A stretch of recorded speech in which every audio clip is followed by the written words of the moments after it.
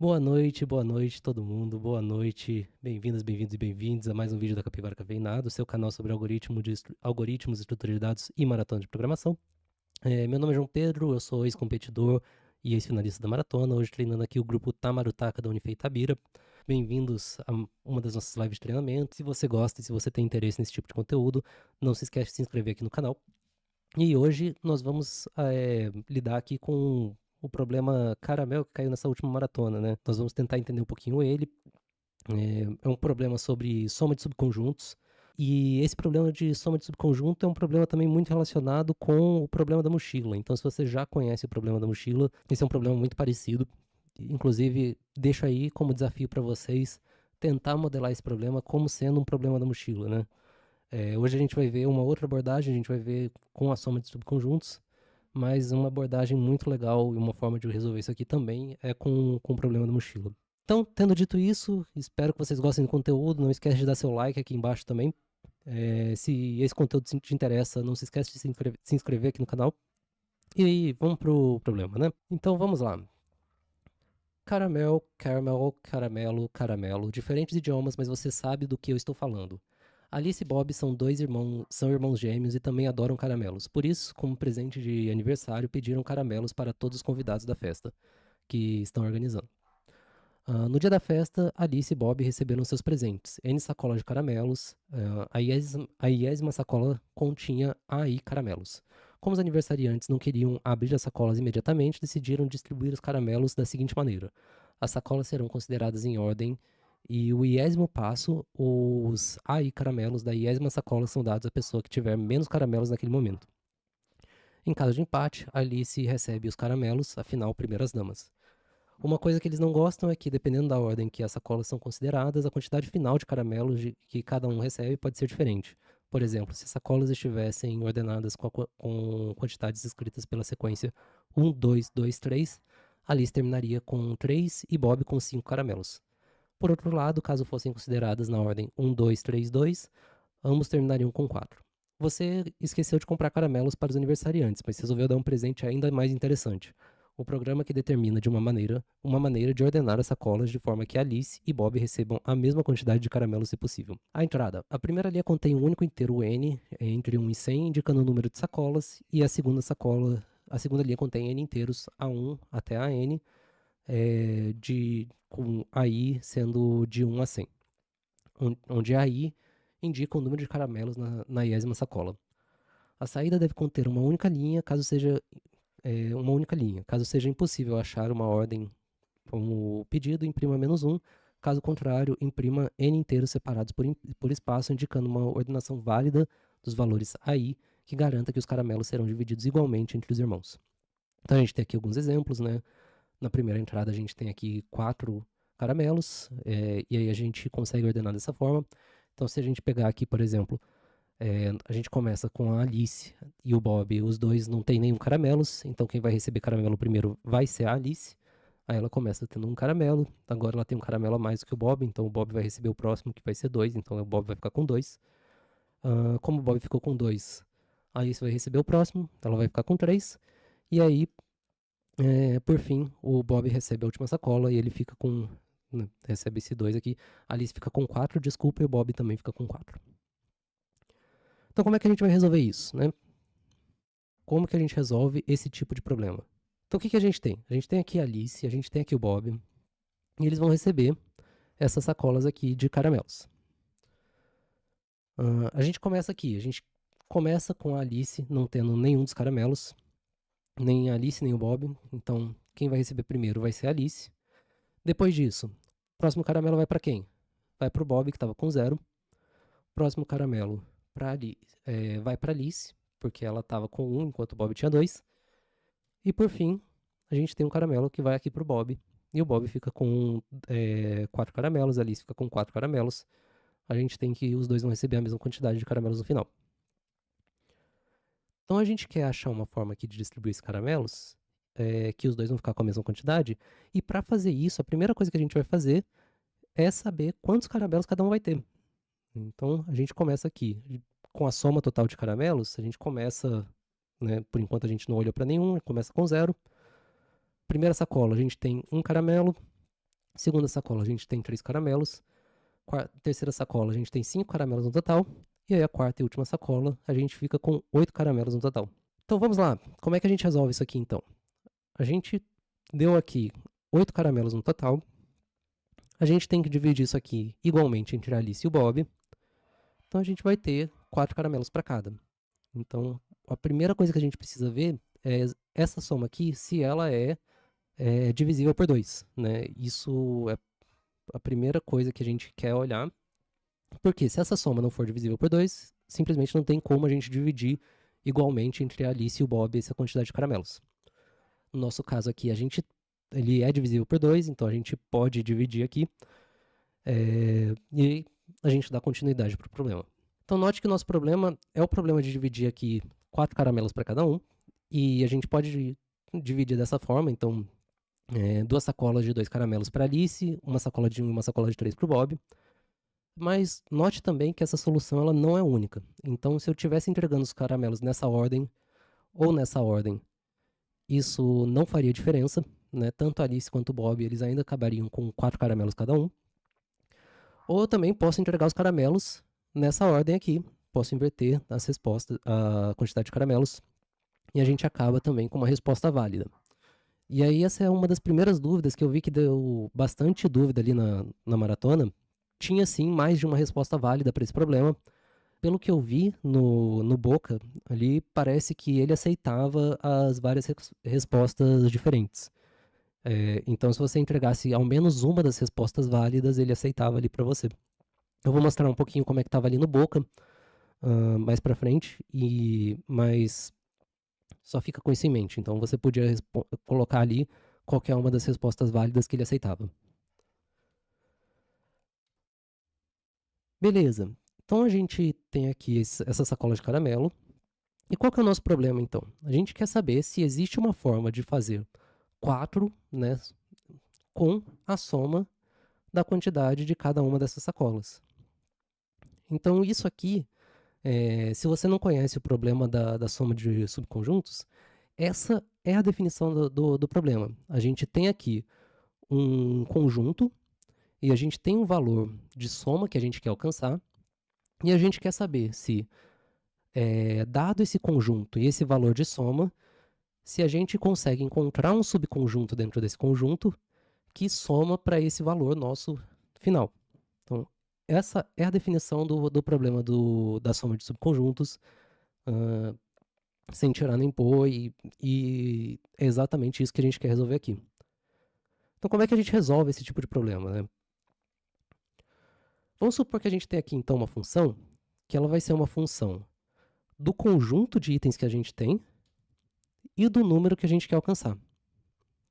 E o que a gente sabe sobre essa função? Essa função ela tem que retornar verdadeiro se for possível escrever n com a soma dos números que estão ali no meu ômega, e falso caso contrário. Então, o que eu sei sobre essa função? Né? Primeira coisa, que a minha função com qualquer conjunto onde o meu n é zero, ela tem que retornar verdadeiro. Por que isso? Porque eu consigo fazer zero com qualquer que seja o meu conjunto aqui, porque basta eu não escolher nenhum item do conjunto. E na hora que eu não escolhi nenhum item do conjunto, eu somei zero. Então, para qualquer conjunto, minha f do conjunto e zero vai ser verdadeiro.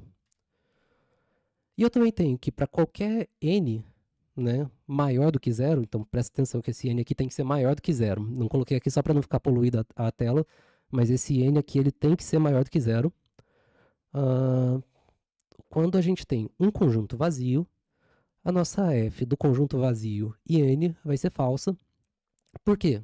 Porque não tem como escolher nenhum item aqui dentro, né? O meu conjunto está vazio, então se eu não consigo escolher nenhum item aqui dentro, eu não consigo somar para esse número n. Então, se eu tenho um n aqui maior do que zero, né? A única exceção vai ser quando o meu n for zero, isso aqui tem que retornar falso.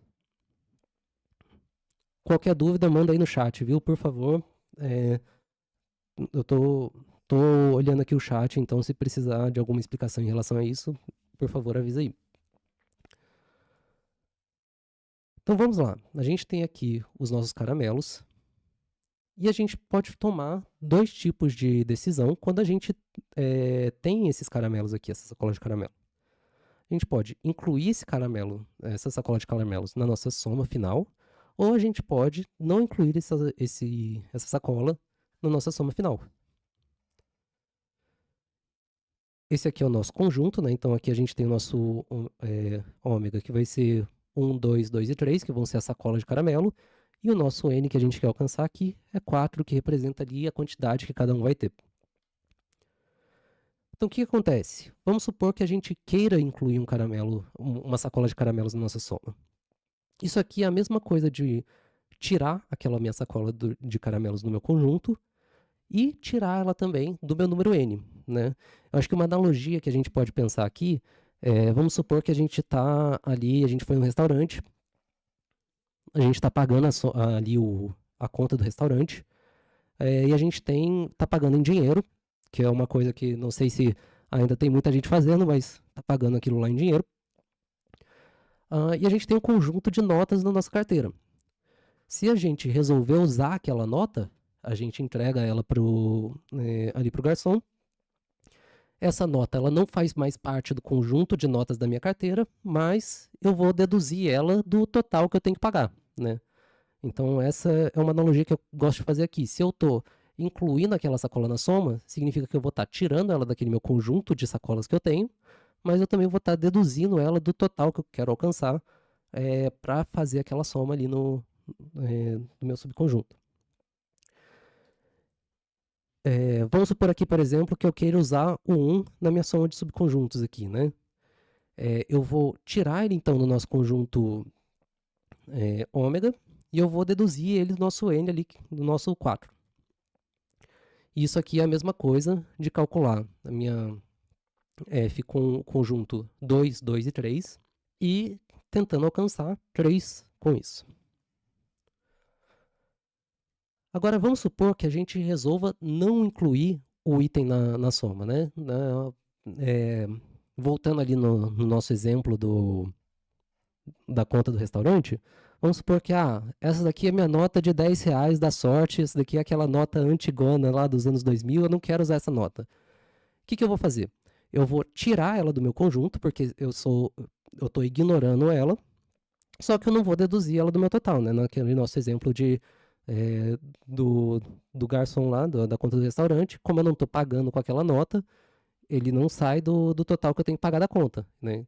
Então, a mesma coisa aqui. Se eu resolvo não usar essa sacola na minha soma, o que eu vou fazer? Eu vou tirar ela do meu conjunto ômega ali, porque eu resolvi não usar ela, mas eu não vou deduzir do meu total. Então, eu tenho aqui que, nesse caso, se eu quiser, se eu estou olhando ali para aquele nosso primeiro item, o 1, eu vou ver que aqui eu vou tirar ele ali do meu conjunto, mas eu não deduzo ali do N. Eu tenho esse tipo de função que eu quero avaliar. E aí, o que eu vou fazer aqui para saber se a minha f de ômega e n ela é verdadeira ou falsa? O que eu vou fazer é olhar para essa equação aqui. Então, o que eu vou fazer? Eu vou olhar para o caso onde eu incluo a sacola na soma. Então, no caso onde eu resolvo usar aquilo ali na soma total, eu entreguei a nota. Ou o caso onde eu não incluo a sacola na soma. E aí eu faço um ou entre as duas. Então, se algum dos casos for verdade, significa que a minha função é verdade. E aí eu tenho nossos casos base ali para a nossa recorrência, né? Que é o nosso f de ômega e zero é verdadeiro, o nosso f de uma função de um conjunto vazio e n vai ser falso. Eu tenho aqui a minha relação de recorrência que eu preciso para encontrar o resultado da minha função. Então vamos lá, né? Então eu tenho aqui uma equação uma função que ela tem duas variáveis. Toda vez que eu tenho uma função com duas variáveis, eu posso memorizar isso aqui em uma matriz. E aí na minha matriz eu vou ter aqui nas colunas representando o valor de n, e nas nossas linhas a gente vai estar representando ali qual conjunto de ômega que a gente quer representar.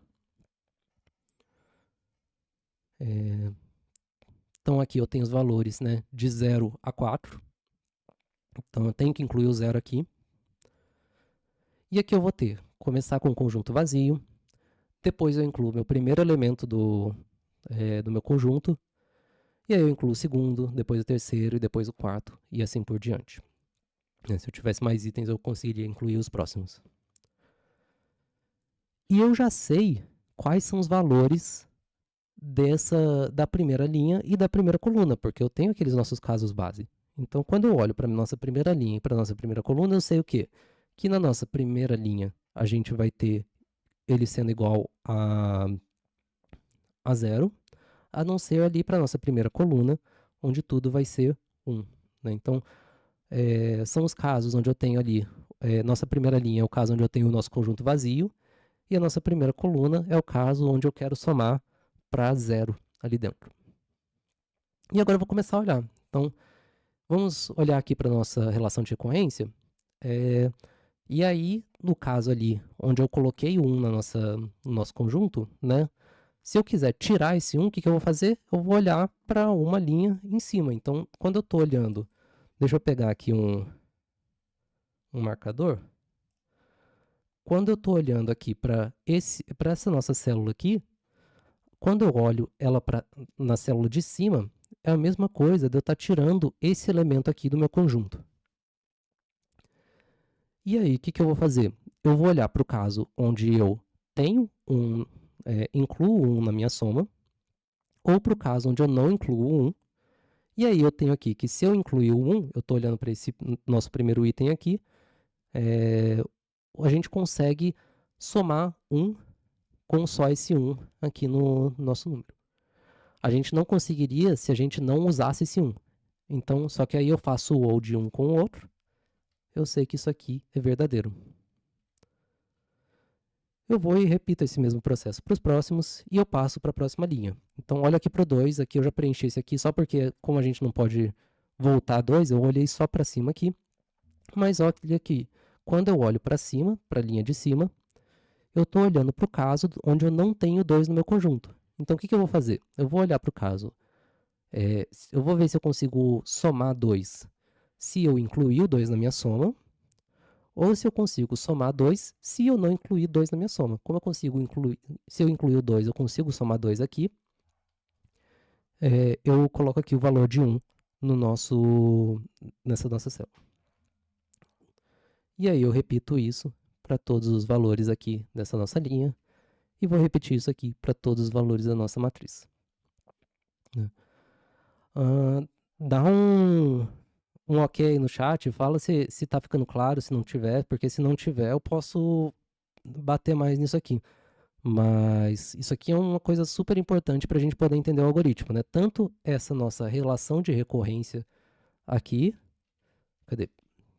Essa nossa relação de recorrência aqui de baixo, como que eu estou usando aqui essa matriz para construir essa solução. E aí eu faço tudo isso, eu chego aqui no final, eu olho para esse nosso último item aqui, e olhando para esse nosso último item, eu consigo enxergar que, como ele é verdadeiro, eu consigo escrever 4 com os elementos desse nosso conjunto aqui. E aí, se isso aqui estiver claro para vocês, um desafio que eu dou para vocês é tentar modelar isso aqui, então, como o problema da mochila, porque não vai mudar tanto não vai mudar tanto essa formulação, mas é um pouquinho desafiador. Então, agora que eu sei que é possível, né, aqui deu 1, então eu quero saber como que eu vou fazer isso. Eu quero reconstruir essa minha solução. E aí eu vou olhar para essa matriz, só que agora eu vou olhar fazendo o caminho contrário. Então eu começo aqui no final e eu tento chegar aqui no começo a partir desses itens que eu tenho aqui no meu conjunto. E aí a primeira coisa que eu vou fazer eu vou olhar para esse 3 e eu vou me perguntar, será que eu consigo somar 4 aqui se eu incluir o 3 na minha solução? Então, o que eu vou fazer? Eu vou subir aqui na minha matriz, eu vou ver se o 3 está aqui. Então, essa nossa linha aqui, ela é a linha onde eu removi o 3, só que aí eu vou voltar 3 casas para trás para saber se esse valor é verdadeiro. E se esse valor for verdadeiro, significa que sim, eu consigo usar o trace para construir aqui a minha solução. E aí, como ele é verdadeiro, eu incluo ele na minha solução e eu venho parar aqui. Próxima coisa que eu vou fazer, eu vou olhar para o 2. Será que eu consigo construir a solução se eu incluir esse 2 aqui? Bom, eu olho aqui uma linha para cima, eu tento voltar 2, só que como eu não consigo voltar 2 aqui, porque ele passaria aqui do limite que eu tenho para a matriz, aí eu já sei que o 2 ele não está incluso na minha solução. Se o 2 ele não está incluso na minha solução, eu passo para o próximo. Continuo passando para o próximo, até chegar aqui no 1. No 1, eu consigo voltar um aqui para trás. Eu vejo que, sim, eu consigo construir a solução se eu incluir o 1 na minha soma. Então, eu construo aqui. Eu sei que a minha solução ela vai ser 3 e 1. E eu falo que essa vai ser uma das minhas soluções para o meu problema. Vou dar isso aqui para Alice. E aí, o que eu vou fazer? Eu vou dar para o Bob tudo que não tiver incluso nessa solução que eu montei para Alice. Então, eu sei que a Alice ela vai receber esses valores que fazem parte da solução. E eu sei que tudo que não faz parte da solução, ele também vai somar para 4, porque eu tinha dividido aquela soma no meio. Então, tudo que não fizer parte aqui, eu vou e dou para o Bob. E aí, eu sei que eu reparti igualmente esses valores de caramelo, tanto para Alice quanto para o Bob.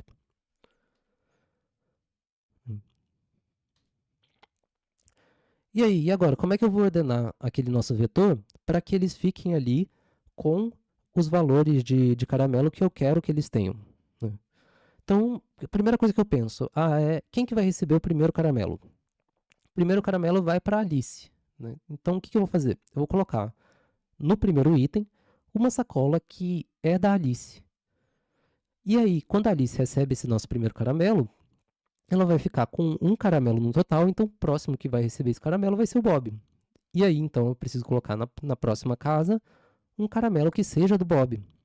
E aí, agora eu sei que o Bob vai estar com 2 caramelos, a Alice vai estar com um caramelo. Então, a próxima casa ela tem que ser ocupada por um item, uma sacola que seja da Alice. E por fim, agora eu sei que a Alice está com 4 caramelos, enquanto o Bob está com 2. Então, eu sei que a minha próxima sacola tem que ser uma sacola do Bob. E aí, aqui, eu ordeno as sacolas de uma forma que, quando a Alice e quando o Bob forem pegar essas sacolas, eles vão acabar com a mesma quantidade de caramelos cada um. Então vamos para o código? Começo aqui definindo as nossas bibliotecas. Então essa função aqui vai ser a função que eu vou usar para resolver o nosso problema. Vai ser uma função meio grande, então vou quebrar passo a passo só para a gente poder entender. Nossa main, né? Eu vou começar aqui, vou ver. Aliás, eu nem sei porque que eu incluí essa soma aqui. Não era para ter incluído, não. Mas eu tenho aqui o meu n, que eu vou ler, um vetor para guardar a quantidade de caramelos, e vou ler aqui tanto meu n quanto a quantidade de caramelos e resolver o problema. Como é que eu vou resolver o problema? Então eu começo aqui com um vetor para armazenar o resultado final da divisão, né? Então qual caramelo que vai para quem, aquele último valor que eu imprimo, ele vai estar aqui nesse resultado. Eu vou ter um vetor para colocar quais caramelos que vão para a Alice e quais caramelos que vão para o Bob. E a primeira coisa que eu vou saber é quantos caramelos cada um vai receber. Então eu somo todos os caramelos aqui, eu vejo se esse número é divisível por 2. Se não for divisível por 2, eu já retorno falando que não dá certo. Mas se for, eu já encontro quanto que cada um tem que resolver aqui e deixo isso para poder ver qual que é o resultado da minha equação, né, para resultado da minha função. Tenho aqui a nossa matriz para fazer essa memorização. Limpo a matriz, coloco ali o nosso valor de 0, 0, né, que vai ser a primeira linha da a primeira coluna da primeira linha. Então, esse valor é o único que eu já sei aqui que é verdadeiro. Os outros eu vou setando mais para frente, mas aí aqui eu já setei aqui o nosso primeiro item. e vou iterando linha por linha, coluna por coluna, até chegar no resultado final. Então, o que eu vou fazer? Nossa primeira coluna, já sei que o resultado é verdadeiro, né? Aquele caso base que a gente já viu. Se a minha quantidade de caramelos for maior do que a minha soma, eu já sei que eu não posso usar ela. Então, o que eu vou fazer? Eu vou simplesmente olhar para a nossa linha de cima. Então, eu vou olhar se eu consigo resolver esse problema sem usar esse caramelo que eu estou olhando aqui, no caso J. E aí eu olho para minha linha de cima, se eu conseguir resolver o problema sem usar esse caramelo, eu sei que eu consigo resolver aqui também. Já se esse caramelo for menor do que a soma total, aí eu faço aquela nossa recorrência que eu mostrei para vocês. Então eu olho para a nossa linha de cima, que é o caso onde eu não uso caramelo. Eu olho para a minha linha de cima, voltando alguns itens para ver se aquilo ali é verdade também. E aí eu vejo se essa solução ela é possível ou não. Então, o meu último item vai nos dizer se fazer essa soma vai ser possível ou não. E aí, se ela for possível, eu continuo. Se não for, eu já paro aqui. Agora está na hora que eu posso reconstruir a nossa solução, né? Então eu faço aquele processo para vocês, onde eu começo da nossa última linha e aí eu vou voltando. Bom, isso aqui na verdade é quanto que eu tenho de, né, começo da minha última coluna, vou voltando a partir da minha última linha e aí eu olho se aquele valor ele tá incluso ou não na soma e se tiver incluso eu dou ele para Alice, e se ele não tiver incluso eu dou ele para o Bob.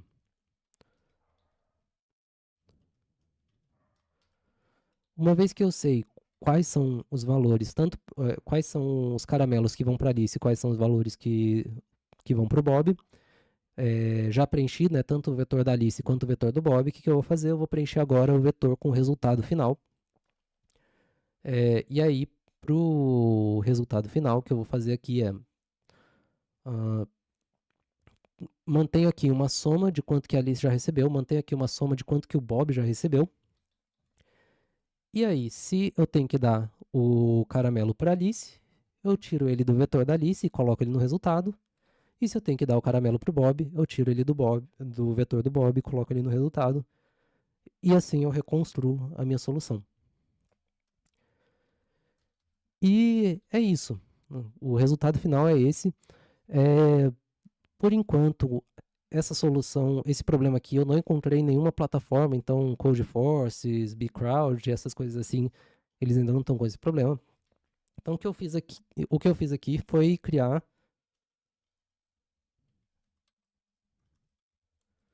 esse scriptzinho aqui para verificar o nosso input. Então eu baixei aqui, lá no site da Maratona de Programação, você consegue baixar esse arquivo, ele tem aqui todas as entradas e saídas. A gente consegue ver aqui, então tem aqui, ó, essa primeira entrada, 10ª entrada. A gente tem esses arquivos aqui que eu acho que é mais para o servidor. Mas aqui a gente tem todas as entradas que são testadas.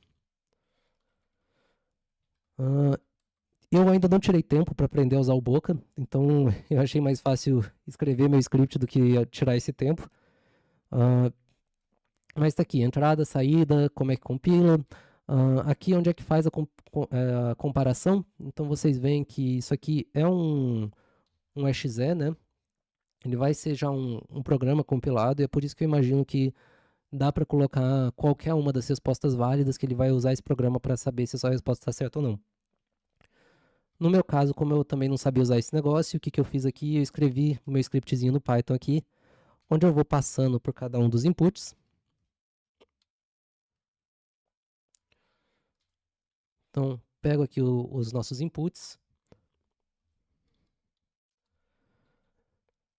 verifico se a resposta que o nosso script deu é uma resposta válida. E aqui que está o caso onde eu vou rodar cada um dos inputs, né? Então aqui eu vou ver aqui, vou passando input por input e depois eu abro aqui o output e aí eu vejo se bateu realmente ali o -1, ou se a minha resposta é uma resposta válida, caso ele não tenha batido no -1. Rodo para todos. Se tiver sucesso, se tiver algum input que não deu certo, ele vai falar aqui qual foi o input. Se todos derem certo, eu vou imprimir que teve sucesso aqui.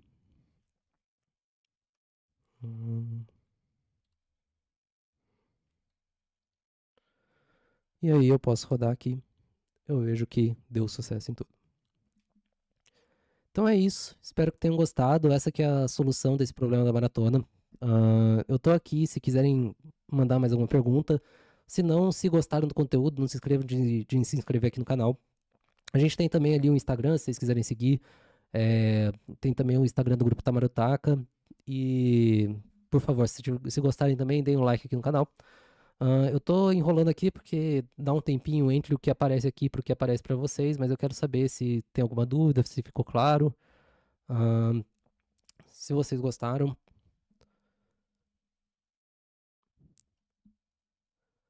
Muito obrigado. Bom, muito obrigado a todos vocês. Boa noite para todos. E fica aí para a próxima. Quinta-feira que vem, infelizmente, eu não vou conseguir aparecer, né? Eu acho que tá amaldiçoada essa live aqui. Já foi semana passada inteira, não consegui. Ontem eu também não consegui. Mas hoje deu certo finalmente. Só que semana que vem eu vou estar viajando. Eu vou mandar aqui no canal alguns vídeos sobre os problemas da maratona. Mas a live em si não vai ter. De qualquer forma, muito obrigado a presença de todos vocês e fica aí para até a próxima.